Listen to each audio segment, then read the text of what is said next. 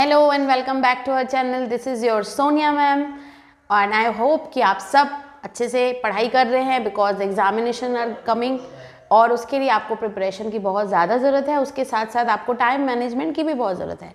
तो इसी होप के साथ कि आप सब बच्चे अच्छे से पढ़ रहे हैं, तो आज हम स्टार्ट करते हैं नया chapter that is the moody earth in social studies for the class 5th। So let's begin. Earth से हम क्या समझते हैं? अर्थ में क्या क्या होता है? अर्थ में ना जो डिफरेंट टाइप्स ऑफ लैंडफॉर्म्स होते हैं ना, वो होते हैं अर्थ के। अर्थ में बहुत सारे लैंडफॉर्म, कहीं प्लेन्स है, कहीं प्लेट्यूज हैं, कहीं वैलीज है, कहीं लो लैंड्स हैं, है ना। कहीं पे ऐसी जगह है जहाँ पे सिर्फ पत्थर हैं, कहीं पे बहुत सारे पहाड़ हैं, कहीं पे हिली एरियाज हैं।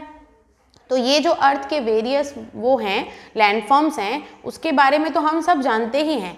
आज हम पढ़ेंगे उन लैंडफॉर्म्स में जो मूवमेंट होते हैं, मूवमेंट इन द सेंस कि जो उनका जो लेवल है, राइज होता है, लो होता है, उसके बाद उसका क्या इफ़ेक्ट होता है, वो क्या क्या चीज़ें हार्मफुल कॉज होती हैं। और ये सब जो भी होता है ना, तो ये इसका रीज़न ये होता है कि जब किसी भी नेचुरल रिसोर्सेज का, किसी भी चीज़ का अगर हम एक्सेसिव यूज़ करते हैं ना, तब जो अर्थ के मूड्स होते हैं वो स्विंग होते हैं।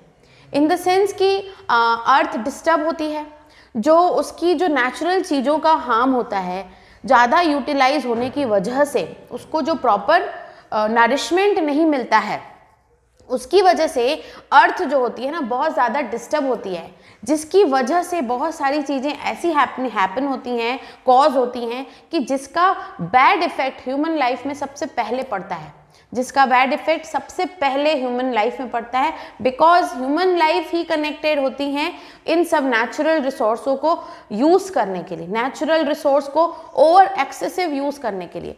तो अगर हम हर चीज़ को एक मेंटेन के लेके, बैलेंस लेके चलते हैं, तो वो जो होता है ना डिस्टर्बेंस बहुत कम होता है। तो this is our prior duty to maintain the earth, to maintain the physical and natural calamities, है ना। ये हमारा बहुत बड़ा योगदान होता है कि हम अपनी तरफ से क्या कोशिश कर रहे हैं कि हमारी अर्थ डिस्टर्ब ना हो। तो आज इसी कुछ टॉपिक के साथ इस चैप्टर को हम स्टार्ट करते हैं, ठीक है। तो इसमें different types of natural calamities हम पढ़ने वाले हैं, causes for different types of calamities पढ़ेंगे और effects of calamities on people. तो सबसे पहले तो हम कैलेमिटीज़ पढ़ेंगे कि कौन कौन सी डिफरेंट कैलेमिटीज़ होती हैं जिसकी वजह से बहुत सारा नुकसान होता है। और फिर हम पढ़ने वाले हैं कि क्यों होती हैं ये कैलेमिटीज़, उसके कॉजेज़ क्या क्या हैं, और उसके बाद अब उस कॉजेज़ जो हो गए हैं, अब उसका इफ़ेक्ट क्या पड़ेगा ह्यूमन लाइफ में, पीपल में। क्योंकि सबसे ज़्यादा इफेक्टिव तो यही होते हैं ना, because they are connected with these natural resources, with these calamities, है ना। तो अब हम स्टार्ट करते हैं इसको पढ़ना। तो आप ऐसे इसमें छोटा सा एक डिटेलिंग ये है कि फ्लड हो सकता है, अर्थक्वेक हो सकते हैं, डिजास्टर क्या क्या हो सकते हैं या होते हैं। वो होता है ड्रॉट, कहीं सूखा पड़ जाता है, कहीं ज़मीन को पानी प्रॉपर मात्रा में नहीं मिलती है, जस्ट बिकॉज कि वहाँ कैनल्स और डैम्स का वो नहीं होता है, बना हुआ नहीं रहता है, तो उस जगह में पानी जो है बहुत कम मात्रा में पहुँचता है। और ऐसी भी मतलब एरियाज़ रहती हैं जहाँ पे रेन का भी बहुत कम मात्रा में और रेन भी बहुत कम मात्रा में आती है। जैसे आपका सबसे पहला स्टेट तो हो गया राजस्थान। राजस्थान एक ऐसा स्टेट है जहाँ पे पानी की जो मात्रा है वो बहुत कम पाई जाती है, क्योंकि वहाँ पे क्या है ना कि ग्रीनरी नहीं है, प्लांटिंग नहीं है, तो वहाँ पे जो वाटर्स हैं, वाटरफॉल होता है, जो रेन होती है, रेन नहीं होती है, क्योंकि वहाँ अट्रैक्शन ही नहीं होता है, कनेक्शन ही नहीं होता है उस चीज़ का कि कैसे ग्रीनरी अट्रैक्ट करेगी पानी, वाटर को, कि वो वहाँ से मतलब कि रेनफॉल हो, है ना। तो ये जो चीज़ें हैं वो बहुत ज़्यादा ज़रूरी होती हैं। तो ऐसी जगहों में सूखा मतलब ड्रॉट होने की बहुत ज़्यादा गुंजाइश होती है, क्योंकि वहाँ पे पानी का जो फ्लो, पानी जो होता है ना, वहाँ नहीं पाया जाता है ना। तो बाकी आती है एक जैसे फॉरेस्ट फायर भी एक बहुत बड़ी नेचुरल डिज़ास्टर है। क्योंकि फॉरेस्ट से हमको बहुत सारी चीज़ें मिलती हैं। हम अपनी 70 to 60% जो हमारी जो रिक्वायरमेंट है depend on what, forest, plants. हमको वहाँ से बहुत ऐसी चीज़ें मिलती हैं जो हमारी खुद की डेली बेसिक नीड्स हमारी उसमें से फुलफिल होती हैं। तो अगर वो फॉरेस्ट फायर हो जाता है किसी की भी गलती की वजह से, या आग लग जाती है, या पूरा जंगल जल जाता है, तो this is also cause a very bad effect on the human life. तो ये जो चीज़ें हैं वो भी बहुत ज़्यादा खतरनाक होती हैं। सुनामी तो नाम से ही डिज़ास्टर है, एक नेचुरल डिज़ास्टर है। सुनामी तभी आती है उस एरिया में जहाँ पे बैंक ऑफ रिवर, जैसे कि नदियों का किनारा, समुद्र का किनारा है, और अगर वहाँ पे एक्सेसिव यूज़ होता है किसी चीज़ का, या जो वाटर लेवल का प्रेशर होता है, अप एंड हाई रेज होता है उसका जो भी, तो उसके बाद वो जो लहर आती है सुनामी की, तो उसकी जो दूरी होती है, उसकी जो फिट होती है पानी का, तो उसका तो मेजरमेंट जब तक पता पड़े तब तक तो वो बहुत सारे लोगों को अपनी उसमें चपेट में ले लेती है सुनामी। तो tsunami is also a very natural disaster, है ना। लैंडस्लाइड्स भी अगर होती हैं, जहाँ कहीं कहीं अगर लैंडस्लाइड हो गई तो रास्ते जाम, सब चीज़ें, बहुत सारे लोगों को इफ़ेक्ट पड़ता है। कभी कभी तो लैंडस्लाइड का अगर हमको इन्फॉर्मेशन मिलने में थोड़ी सी देर हो जाती है कि कहीं लैंडस्लाइड होने वाले हैं, और अगर उसी जगह से कुछ लोगों की जर्नी स्टार्ट रहती है या कुछ वहाँ पे लोग रहते हैं, तो उनका भी बैड इफेक्ट होता है उनके ऊपर भी।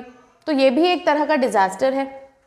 अर्थक्वेक, तो वी ऑल नो दैट कि अर्थक्वेक कैसे होता है, excessive force on the earth पे जब बहुत ज़्यादा प्रेशर बढ़ जाता है, तब वो जो उसकी रिचर स्केल के थ्रू जो उसका मेजरमेंट होता है, 1 to 10 होती है मेजरमेंट रिचर स्केल में, तो उसमें हमको ये पता पड़ता है कि वो कितने फोर्स में या कितने उसमें क्या बोलते हैं फोर्स में आके उसका अर्थक्वेक का मेजरमेंट फिर उसमें पता पड़ता है। कहीं कहीं तो बहुत ज़्यादा महसूस होता है कि अर्थक्वेक आ गया है, वो सब कुछ हिलने लगता है। कहीं कहीं उसके थोड़ी सी ही स्लाइटली उसके मूवमेंट्स हमको महसूस होते हैं, है ना। तो ये होता है। फ्लड भी अ काइंड ऑफ कि एक्सेसिव पानी जब बहुत ज़्यादा भर जाता है, तो उस फ्लड में भी बहुत सारे लोगों की लाइफ क्या होती है, जो आसपास छोटे छोटे गांव बसे रहते हैं, जैसे कि आप गुवाहाटी आसाम के साइड ये सब चीज़ें ज़्यादा दिखती हैं, क्योंकि उस तरफ क्या होता है ना कि पानी के जो अराउंड होती है ना, बहुत सारी लाइफ स्टेबल रहती हैं, स्टेब्लिश रहती हैं। तो अगर फ्लड आ जाता है ना, तो उस कंडीशन में क्या होता है ना कि वहाँ की जो लाइफ होती है, ह्यूमन लाइफ होती है, वो बहुत बैडली इफेक्ट होती है ना। तो आज ये जो हमने चैप्टर लिया है उसमें हम मूड्स ऑफ अर्थ देख रहे हैं, क्योंकि हम बता रहे हैं कि मूडी अर्थ कितनी मूडी है। अर्थ मूडी है वो तो ठीक है, पर अर्थ को मूडी बना कौन रहा है, वो हम बना रहे हैं। It's all depend on us. हमारी ही वजह से जो है नेचुरल चीज़ें डिस्टर्ब हो रही हैं, जिसकी वजह से ये सब कॉजेस हो रहे हैं। ठीक है, तो अब आते हैं हम नेक्स्ट उसमें कि हम what is an earthquake. Earthquake होता क्या है, ठीक है। An earthquake is a series of vibrations shaking at the earth's surface produced by the sudden release of energy by movement along a fault। ये एक ऐसा वाइब्रेशन होता है जिससे हम अपना भूल जाते, मतलब कि हम खड़े हैं और हम खड़े खड़े होते हुए ऐसे मूव करने लगते हैं, शेक करने लगते हैं। बड़ी बड़ी बिल्डिंग शेक होती हैं, बड़ी बड़ी चीज़ों को अफेक्ट होता है। कहीं जगह तो अर्थक्वेक की वजह से सारी बिल्डिंग्स टूट के गिर जाती हैं। इस तरह का एनर्जी उसमें से रिलीज होती है। Other mechanism of earthquake generations are volcanic activities, landslides, meteoric impacts, major explosions। ये जो अर्थक्वेक की वजह से, ये सब चीज़ें भी अर्थक्वेक की वजह से ही होती है। अगर ज़्यादा अर्थक्वेक का स्केल बढ़ा रहता है ना, तो उसकी वजह से वॉल्केनिक एक्टिविटीज़ होती हैं, उसकी वजह से ही लैंडस्लाइड्स होती हैं, है ना। तो ये जो है, ये सारी चीज़ों की जो वजह है और कॉजेस हैं, वो सिर्फ अर्थक्वेक की वजह से ही होता है। तो अर्थक्वेक जो है ना, एक ऐसा वाइब्रेशन है जिसमें से एनर्जी प्रोड्यूस होती है, जिससे कि बहुत सारी चीज़ों में बैड इफेक्ट पड़ता है, specially on human life. Okay, ये देखो, ये होता है अर्थक्वेक की वजह से ना, बिल्डिंगें पूरी की पूरी गिर जाती हैं, सत्यानाश हो जाता है पूरा। उसका जो वो है ना, देखो ये स्ट्रक्चर पूरा बिगड़ गया है। लोग अपना घर बनाते हैं रहने के लिए, जीने के लिए, बट जब वो अर्थक्वेक आता है तो पूरा का पूरा घर एक उसमें बदल जाता है कि पूरी मिट्टी मिट्टी हो जाती है, कुछ पता नहीं पड़ता है। और कितने लोग तो उस अर्थक्वेक के नीचे आए हुए अर्थक्वेक की झटके की वजह से बिल्डिंग्स के नीचे दब के मर भी जाते हैं, क्योंकि वो सडन होता है, हम उसके लिए प्रिपेयर नहीं होते हैं। हाँ, बहुत रेयर होता है कि हमें जल्दी से इन्फॉर्मेशन मिल जाती है और हम अपने आप को वहाँ से ट्रांसफ़र कर सकते हैं, बट ये बहुत रेयर कंडीशन होती है। नहीं तो कहीं ना कहीं तो छोटे मोटे जो मूवमेंट हैं वो हमको अर्थक्वेक के वाइब्रेशन जो हैं वो फील होते ही होते हैं। ठीक है, फिर नेक्स्ट आता है tsunami. A tsunami is a series of wave in the water body caused by the displacement of large volume of water।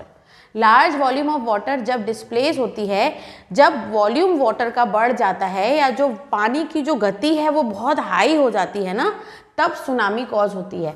Generally in an ocean और अ लार्ज लेक। सबसे ज़्यादा तो ये जो सुनामी आती है वो समुद्र में ही आती है, समुद्र में ही आती है या बहुत बड़े एक लेक में आती है। Earthquake, volcanic eruptions and other under water explosions above और below water all have the potential to generate a tsunami.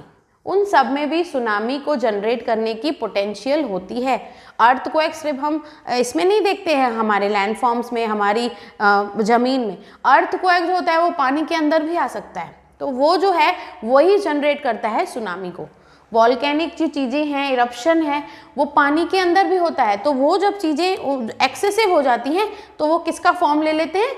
Tsunami का फॉर्म लेते हैं। लाइक दिस, सी ये जो इसकी हाइट हो जाती है ना फिट में जो, तो वो जो ऐसे लहर उड़ के आती है वो कई मीलों तक जाती है और उसके बाद वो पूरी लाइफ को डिस्ट्रॉय कर देती है। बहुत सारे लोग उसी पानी की लहर के अंदर ही चले जाते हैं और पता भी नहीं पड़ता है, बॉडीज भी नहीं मिलती हैं। तो ये होता है। और ये होता है flood. What is flood? A flood is an overflow of an expense of a water. ये भी पानी का जब ओवरफ्लो हो जाता है, एक्सपांस हो जाता है।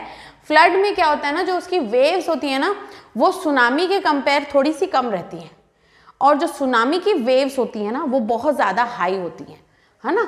तो flooding may result from the volume of water within a body of water such as river और लेक। इसका जो होता है इम्पैक्ट कहाँ पे पड़ता है? रिवर और लेक से पड़ता है ना। और जो सुनामी है वो ओशन से आती है या बहुत बड़ी लेक से आती है, लार्ज लेक से आती है। तो फ्लडिंग में भी क्या होता है, वॉल्यूम ऑफ वाटर क्या हो जाता है? राइज हो जाता है। जब राइज हो जाता है वाटर, वॉल्यूम ऑफ वाटर जब राइज हो जाता है ना, तब फ्लड कॉज होता है ना। तो ये सारी चीज़ें को हमको बहुत अच्छे से दिमाग में रखना है कि देखो होल सिटी इज फ्लडेड। अब पानी आ गया, फ्लड हो गया, तो देखो सिटी के घरों के ऊपर तक पानी भरा रहता है। ये घर बने हुए हैं जैसे एक साइड से, तो जो फ्लड है, फ्लड की कंडीशन जैसे ये घर के ऐसे अंदर तक चली जाती है, तो पूरे घर डूबे हुए दिखते हैं सिटी में कि यहाँ पे फ्लड आया हुआ है। इस तरह की कंडीशन हो जाती है। तो फ्लड कॉजेज क्या करता है, फ्लड से होता क्या है? Flood causes the man made and natural causes of flooding. अच्छा, मैन मेड भी होता है और नेचुरली भी होता है कॉजिंग मतलब कारण। हम जो मैन मेड है, मतलब मैन जो है, ह्यूमन लाइफ भी बहुत ज़्यादा इसमें अपना वो करती हैं, अपना कोऑपरेशन, मतलब कि बोलते हैं उसको कि ह्यूमन लाइफ भी बहुत ज़्यादा इन्वॉल्व होती है किसमें? फ्लडिंग के पर्पस में। फ्लडिंग होने के लिए जो मेन फैक्टर होता है वो ह्यूमन लाइफ भी होती है और वो नेचुरली भी होता है। ह्यूमन लाइफ कैसे होती है? Increase urbanisation. अब जैसे जैसे अर्बनाइजेशन हम डेवलप करते जा रहे हैं, रूरल से अर्बनाइजेशन होते जा रहे हैं, तो हमने क्या किया है, बहुत सारी चीज़ें, फैक्ट्री सेटलमेंट, इंडस्ट्रीज डेवलपमेंट, ये सब स्टार्ट किया है। तो इससे हमारा जो होता है बहुत ज़्यादा क्या करते हैं हम, has reduced the ability of land to absorb rainfall through the introduction of hard impermeable surfaces. This result is an increase in the volume and rate of surface runoff as a less water infiltrates into the ground. अब जो है, जो land की जो absorb करने की ताकत होती है वो क्या हो गई है? खत्म हो रही है। खत्म होने की वजह से पानी का जो फोर्स है वो बढ़ता जा रहा है। जो काम लैंड को करना चाहिए अब वो लैंड ना करके वाटर कर रहा है। तो वाटर का जो वो डबल रोल हो रहा है, जो अपनी भी प्रॉपर्टीज़ के थ्रू वो अपना जो देना चाह रहा है, वाटर देता है, और जो अब लैंड का भी रोल प्ले करता है। तो उसकी वजह से जो उसके अंदर जो एक्सेसिव आते जा रहा है, उसका जो यूटिलाइजेशन है या रिसोर्स है, उसकी वजह से फ्लड कॉज होता है। ठीक है। अब bad farming practices, some farmers have caused soil and water to flush into river by leaving fields bare and compacting land with cattle and heavy machinery. अब जो काम मशीनरी और कैटल जो होते हैं, ग्रेजिंग करते हैं, वो लैंड में होना चाहिए। उसको लैंड में करवाने के वजह से जो फार्मर्स हैं, जो उनका जो वेस्ट निकलता है, उनकी जो क्या बोलते हैं उसका में जो सॉइल वाटर, जिसको वो फ्लश किस में कर देते हैं? रिवर में कर देते हैं। जबकि उसका फ्लश अगर वो सब चाहें तो वो उसमें कर सकते हैं, लैंड में कर सकते हैं, ताकि वो कैटल्स ग्रेज कर लें, है ना। लेकिन वो उस चीज़ का यूटिलाइजेशन नहीं कर पा रहे हैं उस तरह से, तो सारा का सारा जो प्रेशर है वो वाटर में चला जाता है। तो इससे क्या हो रहा है? फार्मिंग का भी रिजल्ट बैड हो जा रहा है। तो बैड फार्मिंग कॉज हो रही है। तो फ्लड की वजह से इन सब चीज़ों में भी उसमें भी इम्पैक्ट पड़ रहा है, ये भी इन्फ्लुएंस हो रहे हैं। तो बैड फार्मिंग प्रैक्टिसेस हो रही हैं। Deforestation is responsible for the loss of vegetation and soils. अब फ्लड की वजह से ये भी हो रहा है कि डिफॉरेस्टेशन हो जा रहा है, पानी का जो बहाव है वो पूरा लेके चला जा रहा है, उस लैंडफॉर्म की जो सॉइल की फर्टिलिटी है वो पूरा खींच के अपनी तरफ ले जा रहा है, तो डिफॉरेस्टेशन होता है। Vegetation holds down the soil which act as a sponge and absorb most of the water when it rains. अब जब पानी गिरता है तब वो एब्जॉर्ब कर लेता है, लेकिन जब पानी फ्लड के रूप में आता है तो वो सब चीज़ों को डिस्ट्रॉय करके अपने साथ लेके चला जाता है। तो ये सब जो चीज़ें हैं वो भी फ्लड की वजह से ही होती हैं, है ना। ठीक है, अब आते हैं नेक्स्ट में जो कि है व्हाट इज़ अ साइक्लोन। अब साइक्लोन भी एक बहुत बड़ा मेजर फैक्टर है जो एक डिज़ास्टर का रूप लेता है। साइक्लोन जो आता है वो एयर प्रेशर से होता है। जब आपका एटमॉस्फेयर में प्रेशर जो है वो हाई हो जाता है ना, एयर प्रेशर का, then it takes the name of cyclone. जैसे a huge revolving storm caused by wind blowing around a central area of low atmospheric pressure. अब वो ऐसे साइक्लोन का मतलब देखो, साइक्लोन से आप नाम से ये समझ रहे हैं कि वो जो होता है वो गोल घुमावदार होता है वो पूरा, और वो इतनी तेज हवा से होता है, स्टॉर्म जिसको हम आंधी तूफान का नाम लिख देते हैं, उससे भी हाई लेवल का जो एक आता है ना उसमें तूफान टाइप का, उसको बोला जाता है साइक्लोन। और ये साइक्लोन का जो है ना हमको मालूम पड़ता है वेदर में जो फोरकास्टिंग होती है ना, तो we get all that information from that forecasting कि हाँ इस जगह में साइक्लोन आने की संभावना है, पॉसिबिलिटी है कि इस स्टेट में, इस शहर में, इस जगह में साइक्लोन आ सकता है। तो ये एक अच्छी चीज़ है कि हमें साइक्लोन आने के पहले बहुत सारी ऐसी वेदर की इंफॉर्मेशंस मिल जाती हैं जिससे हम उस टाइम सतर्क रह सकते हैं, खुद को हम प्रोटेक्ट करने की हर एक चीज़ को अप्लाई कर सकते हैं कि हाँ हम इस वजह से प्रोटेक्ट हो सकते हैं ड्यू टू साइक्लोन। तो ठीक है, साइक्लोन से ऐसी होती है चीज़ें। ये देखिए आप पिक्चर से समझ रहे हैं, साइक्लोन जब बहुत तेज़ हवाएं आती हैं तो वो किस चीज़ का रूप ले लेती हैं, साइक्लोन का। ऐसी छोटी मोटी हवा से जैसे आंधी है, तूफान है, हम खुद को प्रोटेक्ट कर लेते हैं, दरवाजे वगैरह बंद करके अपने आप को अपने घर के अंदर प्रोटेक्ट कर सकते हैं। बट जब साइक्लोन आता है ना तो उस चीज़ की हमको इन्फॉर्मेशन होना बहुत ज़्यादा ज़रूरी है, तब हम उस चीज़ से अपने आप को प्रोटेक्ट करने के लिए एकदम एवर रेडी रहते हैं, है ना। तो ये होता है कि हम अपने आप को कैसे प्रोटेक्ट करें। अब आते हैं वॉल्केनो पर। वॉल्केनो से तो आप सब समझते हैं, आपने अपनी क्लासेस में साइंस में भी पढ़ा होगा वॉल्केनो के बारे में, सोशल स्टडीज़ में भी हमने वॉल्केनोज के बारे में पढ़ा है। तो वॉल्केनोज भी कितने टाइप के होते हैं, डॉर्मेंट होता है, एक्टिव होता है ना। तो ये सब टाइप्स के वॉल्केनोज होते हैं। Volcano is a vent or chimney which transfers molten rocks known as magma from depth of the earth surface. ये देखो, ये द पिक्चर ऑफ वॉल्केनो। ये आपको एक चिमनी का रूप दिखाती है। घरों में आपने देखा होगा चिमनियाँ, जब हम आग जलाते हैं तो ऐसे हम जो है ना वुड्स का एक बंच बनाते हैं एंड देन उसमें फायर करते हैं, लिट करते हैं, उसके बाद जो वो जलता है तो वो जो शेप होता है ना वो वॉल्केनो का ही शेप होता है, एक चिमनी की तरह, है ना। जो अर्थ सरफेस में सालों साल जो उसकी डेप्थ में रहता है और वो सडनली बर्न होता जाता है अपने आप से, तो वो जो है ना वॉल्केनो का रूप ले लेता है। तो मोल्टन रॉक्स पत्थर, ये वो जितनी भी चीज़ें डीप डाउन अर्थ के रहती हैं बहुत सालों तक ना, तो वो उससे जो वॉल्केनो है वो इरप्ट होता रहता है, वॉल्केनो इरप्ट होता है। तो magma erupting from a volcano is called lava and is the material which build up the cone surroundings the vent. ये पूरे सराउंडिंग्स कैसे करता है, कोन की शेप में। देखो सारी चीजें जो जल रही हैं दिख रही हैं ना आपको, ये due two of magma melting, जो ये इरप्ट हो रहा है ना, तो उसका नाम आ जाता है कि वो वॉल्केनो इज कॉल्ड लावा। ये लावा कहलाता है, जो जल के बाहर आता है वो लावा कहलाता है ना। तो volcano is active if it is erupting lava. वो एक्टिव है जब उसमें से आग निकल रही है, लावा निकल रहा है, then it is active volcano. Releasing gas और जनरेटिंग सेस्मिक एक्टिविटीज, उसमें से अब क्या हो रहा है, जल रहा है तो ऑटोमेटिकली उसमें से कोई गैस ही रिलीज होगी, और वो भी बहुत हार्मफुल केमिकल गैस ठीक है, तो इसका मतलब होता है कि वो जो वॉल्केनो है वो कैसा है, active volcano. A volcano is dormant if it has not erupted for a long time.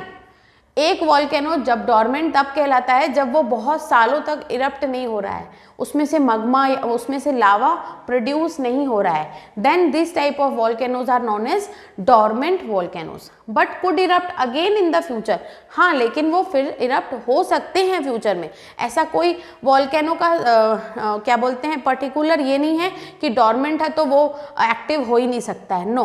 वो डोरमेंट अगर कई सालों तक है तो इन फ्यूचर में वो एक्टिव बन सकता है, वो हो सकता है, यही होता है। Once a volcano has been dormant for more than 10,000 year, है ना, 10,000 ईयर तक भी अगर कोई वॉल्केनो डोरमेंट है तो ये ज़रूरी नहीं है कि वो आगे चल के एक्टिव नहीं होगा, उसकी पॉसिबिलिटी है कि वो एक्टिव डोरमेंट में चेंज हो सकता है।